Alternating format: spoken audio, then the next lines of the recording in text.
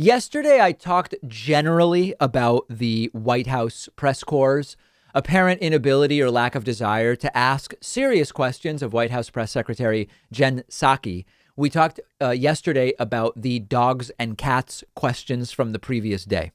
Today, I want to drill into a 2-minute exchange between Jen Psaki and Fox News reporter Peter Doocy. Now, I'm going to admit up front, because I think it's more interesting if I'm honest with you, there is a kernel of a good topic here that Peter tries to bring up, but he's so blinded by his desperation to be hysterical and histrionic and make the exchange as confrontational and dramatic as possible that what could be an interesting topic gets lost in the noise of hyperbole. I won't say more. Let's just hear the question and then we'll talk about it. CDC tells these migrant shelter facilities that they can be at full capacity if they are careful about COVID. Many of them do. But when the CDC tells schools that they can open in person at full capacity, many of them don't. Is there a school in particular that you have as an example that didn't do that?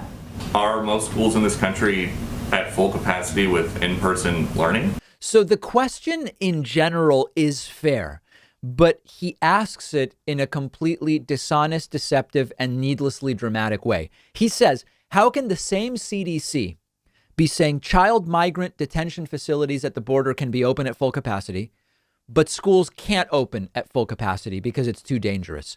The fair part of this question is that in both schools and migrant centers, both have the potential to have a lot of kids crowded together. And we have a pandemic. Why can one be open and the other one can't? That's a perfectly fair kernel of a question. Now, the circumstances, of course, are completely different. Kids in schools, most of them have parents, most of the possibility of remote learning. Not all, I understand. There's communication between schools and parents and kids. There's an apparatus where the relationship is completely different. The migrant children at the border, you can't say, we're going to do remote border facilities where you will be with your parents and via Zoom, you will join the border facility. Like, it doesn't even compute. It doesn't make any sense. The circumstances are completely different. In both cases, the CDC has put out guidelines and recommendations. The reason the guidelines aren't the same is because the scenarios are completely different and what's possible is completely different. But Peter is desperate to have these gotcha moments. And so what is actually a good topic gets lost to the hyperbole and histrionic questions. Let's continue with it. Is there a specific school, though, that is not following the CDC guidelines of implementing the mitigation steps so they can reopen? I mean, the CDC is saying schools, you can be every school can be at full capacity.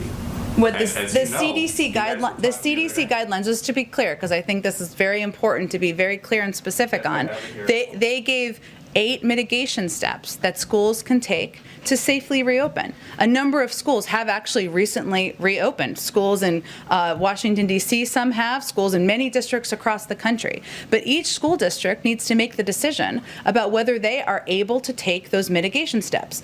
The president has also been clear, some of these school districts need additional funding. There's $160 billion in this package that he's going to sign into law later this week. The Secretary of Education will be quite focused on working with school districts to help them reopen. But more school districts are reopening. More kids are in classrooms every single day. So Jen Psaki points out lots of schools aren't open because they haven't met the guidelines. Some schools haven't met the guidelines because they can't afford to meet the guidelines without the COVID relief money, which was finally passed yesterday. So many schools are soon going to have the money to do what the CDC recommends and to get open. Like, that's substantive. That's important. This is separate from what makes sense. Now, we've talked about, does it make sense or not to open schools? Does the immigration policy make sense or not? I just want to focus on the hypocrisy of Peter Doocy that's created when in reality, these are very different circumstances. He's blinded by his unquenchable thirst for drama, maybe his desire to impress his dad, who's also a Fox News host, but he keeps going and then he changes his approach a little bit. But since they are not all back from an administration position, or from your perspective, have the Border Patrol unions and the HHS unions been easier to work with than the teachers unions? I think that's a little bit of mixing different circumstances. I would say that it's children all in tight quarters. I mean, a classroom. Not quite. Not funny. Not quite. So Jen Psaki's opinion of whether it's easier to work with Border Patrol or teachers unions is really irrelevant. But eventually Peter gets to how he should have started, which is that both the border migrant centers and the schools are children in tight quarters. That's true. That's the similarity. What is different such that we have different guidelines? That's a fair starting point. It's not the way he went about it. Here's just the last few moments of this. I would say that let's take a responsible approach to the two issues, okay? One is schools reopening. There's been 8 mitigation steps that have been announced by the CDC to implement, right? Yeah. Every school district is going to work to implement those on a timeline that is they can effectively do. Many school districts are reopening, right? Many are reopening every single week and day and week, right? That is a different circumstance than what we are seeing at the border. So bottom line, Peter has a kernel of relevance wrapped in a veneer of gotcha. And Jen Psaki often handles parts of it well and then gets a little flustered for other parts. She's mostly good at appearing calm, even if we get the sense that she's frustrated. She does sort of have to be like the patient mom when the kids are misbehaving. But the important part is that this is the culture war sort of framing, where the context for everything is this is hostility towards law enforcement and deference to teachers' unions, for example. Like that's one cultural element of why this is framed in such hyperbolic terms. Or it's a purported left-wing double standard when the truth is, listen, circumstances are different in a school versus in a child migrant facility.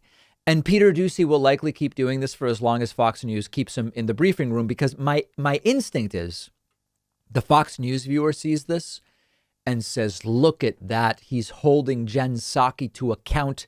And Jen Psaki's doing a terrible job of answering these questions. That's my instinct of how the right sees Peter Doocy's participation in this.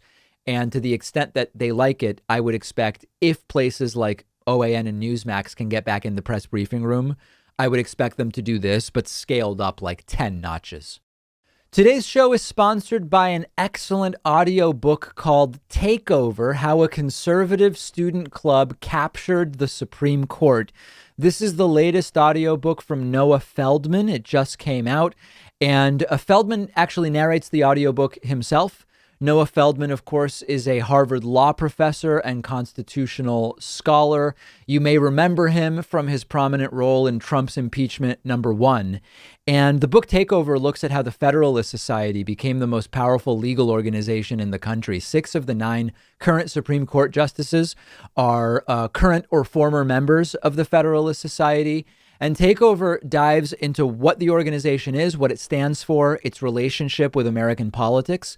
The Federalist Society is an organization anyone in my audience should be aware of, and the audiobook has a ton of excellent insight into it and the role it plays. I really enjoyed listening to the audiobook. I think anybody in my audience would as well. So grab Takeover by Noah Feldman. The audiobook is just $4.99, and you can get it at davidpakman.com/takeover or wherever you buy audiobooks.